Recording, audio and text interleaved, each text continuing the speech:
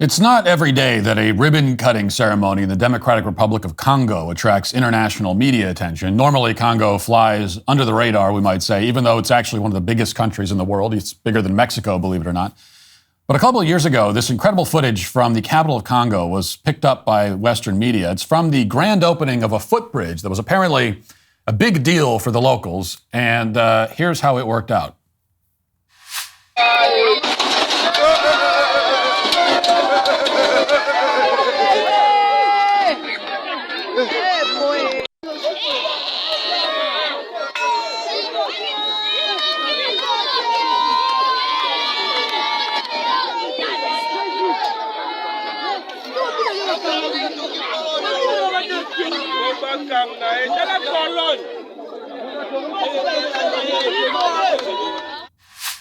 I don't know. Was the ribbon holding up the bridge? I mean, why did it collapse the second they cut the ribbon? I don't get it. But, it's a little like the collapse of that bridge in Baltimore, except in this case, a barge, didn't need to hit anything. All they had to do was cut the ribbon and stand on the bridge, and the whole thing came crashing down on them. Now, fortunately, nobody was hurt in that incident. It got a few laughs on social media. Everybody moved on. But in retrospect, the collapse of that footbridge in Congo's capital was more than just a meme on the internet. It was a practical manifestation of something that Western academics now want to import into this country. There is a concerted effort underway in universities all over the world to, quote, decolonize mathematics, engineering, and science in general. It's been generations since Congo was under Belgian rule, so presumably that footbridge is a great example of decolonized engineering. That's what it looks like when it's decolonized. And now the West wants to emulate that. I first noticed this trend when I came across a recent article from Australian National University, which according to Wikipedia is supposedly an impressive institution. And the gist is that a professor in Australia named Rowena Ball is trying to get the concept of Indigenous Mathematics off the ground because Aboriginal people struggle with European mathematics, quote unquote, otherwise known as real mathematics. The article includes this remarkable line, quote, numbers and arithmetic and accounting often are of secondary importance in Indigenous mathematics. Now, that seems to make as much sense as saying that words are of secondary importance in linguistics, or that maps are of secondary importance in the science of cartography. I mean, how can you have mathematics without numbers and arithmetic exactly? Well, read on, and Professor Ball will tell you, quote, mathematics is primarily the science of patterns and recognizing and classifying those patterns. One interesting example that we're currently investigating is the use of chiral symmetry to engineer a long-distance smoke signaling technology in real time. If you light an incense stick, you'll see the twin counter-rotating vortices that emanate. These are a chiral pair, meaning they are non-superimposable mirror images of each other. The article goes on to explain, quote, a memoir by Alice Duncan Kemp, who grew up on a cattle station in the early 1900s, vividly describes this signaling procedure in which husband and wife expert team Bogey and Marianne selected and pulsed the smoke waves with a left-to-right curl to signal white men instead of the more usual right-to-left spiral. To create and understand these signals, you have to be a skilled practical mathematician, Professor Ball says. Well, it's not hard to see what's being conflated here. Yes, it's possible to argue that the act of lighting the incense stick and producing counter-rotating vortices does, in a way, implicate mathematics and especially geometry, as does literally everything that happens in the physical world. I mean, it's like saying LeBron James is a skilled mathematician because his three-pointers make nice parabolas. He's not thinking in his head about the parabolic equation when he's playing. He doesn't even know what that is, probably. Now, in the case that Professor Ball is talking about, there's nothing really mathematical in any traditional sense about generating smoke signals.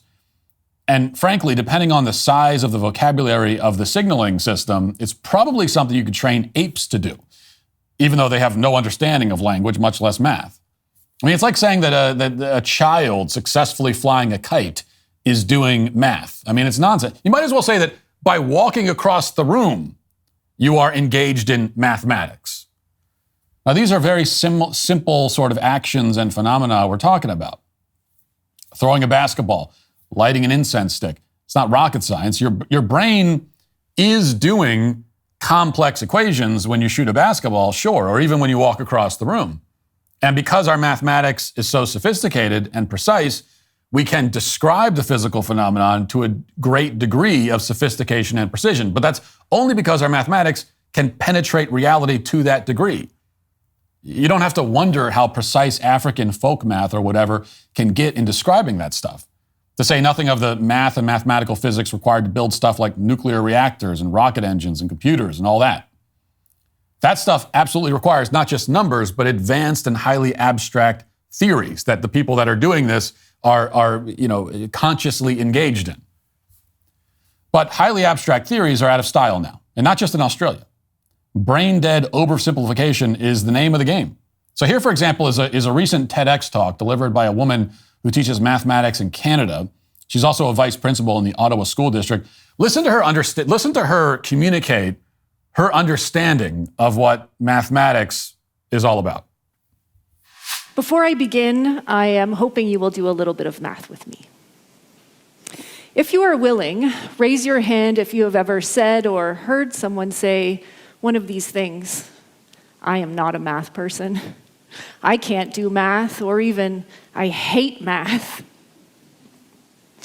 Did you know that if you made it on time today, or even made a cup of coffee, chose what to wear, you were doing math, even though you didn't think about it that way?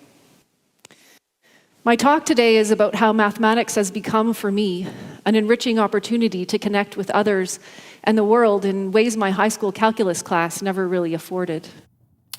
Well, I guess there's some good news here. I mean, I must be a genius mathematician myself because I made coffee and I picked out my own clothes this morning. Now, this will come as news to all of my grade school math teachers who graded my math exams in a manner that conveyed a certain lack of faith in my mathematical prowess. But if only they'd known that I already passed the math test just by getting dressed before I came to school. And if only I'd been as brain damaged as academic elites are today, then maybe I would have thought to make that argument myself in my own defense. Anyway, a little over a year ago, there was an in-depth column in The Spectator about this movement to discredit and undermine serious academic disciplines, especially math. It was written by John Armstrong, who teaches at King's College London and previously taught at Oxford. He's an actual mathematician with actual credentials, and he summed up the problem with this whole push to decolonize math pretty simply. He said, quote, "The fact is that colonialism is irrelevant to the validity of mathematics. The Mayan civilization was doing sophisticated mathematics in the Americas long before Christopher Columbus arrived on the continent. The digits 0, 1, 2, 3, 4, 5, 6, 7, 8, 9 we use today were first written in India and inspired by Chinese mathematics. They were popularized by Persian and Arab mathematicians and then made their way to Europe via the Moors' conquest of southern Spain. Admittedly, the Moors' conquest of Spain was a form of colonialism, but apparently not the type of colonialism we are meant to be interested in." So, what do these activists mean when they say they want to decolonize math, given that the entire idea of decolonizing math is completely incoherent? The Arabs were colonizers too. And why are Australians, of all people, so interested in promoting this idea? Well, one possibility is that by some estimates, as the Twitter account IO points out, Aboriginal Australians happen to have, on average, the second lowest IQ out of any demographic group on the planet. Now, that's the sort of thing that's supposed to be unsayable, but it's impossible to talk about certain groups struggling academically without bringing up the intellectual elephant in the room. I mean, there might be a reason why there aren't many Aboriginals working at NASA, let's say. And it's an important point because it means that decolonization, practically speaking, entails dumbing down these subjects or destroying them altogether. The cost of living has already increased 17% this year and continues to rise despite interest rate controls. As our national debt skyrockets, you need to be confident in the financial services companies you work with, especially regarding your money and your future. Birch Gold is a proven industry leader that you want on your side. They'll show you how precious metal investments can fortify your lifestyle and your retirement, even in turbulent economic times. Navigating financial decisions can be scary if you're considering converting an existing retirement account into a precious metals IRA. Birch Gold's dedicated in-house IRA department is there to guide you every step of the way. Birch Gold values your questions and your concerns. Their team is always available to provide answers and clarity, whether it's about fees, taxes on rollovers, or the timing of the process. They're here to ensure that you feel heard and informed. Text Walsh to 989898 to talk to one of Birch Gold's experts and claim your free info kit on gold. You'll learn how to convert an existing IRA or 401k into a tax-sheltered IRA in gold. Best part is, it doesn't cost you a penny out of pocket. Just text Walsh to 989898. That's Walsh to 989898. And mainly we see with this decolonization agenda the embarrassment that liberal Westerners feel about the fact that their ancestors were far more advanced in just about every way and by every available measure than the native people they conquered. The liberal Westerners constantly looking for ways to even out the score. And we're seeing that more and more in this country as well. The once respected Nature magazine, for example, recently published an editorial with no byline that reads, quote, why we have nothing to fear from the decolonization of mathematics. And what's amazing is that if you read the whole editorial, you won't actually find a definition of what decolonization means in this context. You won't find anything close to a definition, actually. The most you'll discover is that according to Nature, decolonization, quote, shows that the roots of discovery and invention are shared between many world cultures, which can be particularly empowering to people from historically marginalized groups. Decolonizing science is the antidote to exceptionalism, the idea that any single culture or civilization possessed special abilities in advancing science. But as we just established, some cultures and civilizations did indeed advance science and mathematics more than others. I mean, there were some cultures and civilizations that didn't advance it at all because they didn't even have the concepts. And then there were others that did quite a bit to advance it, and some of those were colonizers, and some of those colonizers were not white. And regardless, none of this has anything to do with mathematics. I mean, maybe you can argue that this belongs in some elective history course somewhere, but it has no place affecting courses on the fundamentals of mathematics, which is exactly what's happening in this country. Pittsburgh Public Schools, for example, recently announced a plan to make mathematics instruction more equitable. What does that mean? Watch. The Pittsburgh Public Schools hiring a consultant to teach a new method of instructing kids. It's intended to be anti-racist, and what some find curious is that the subject involved is math.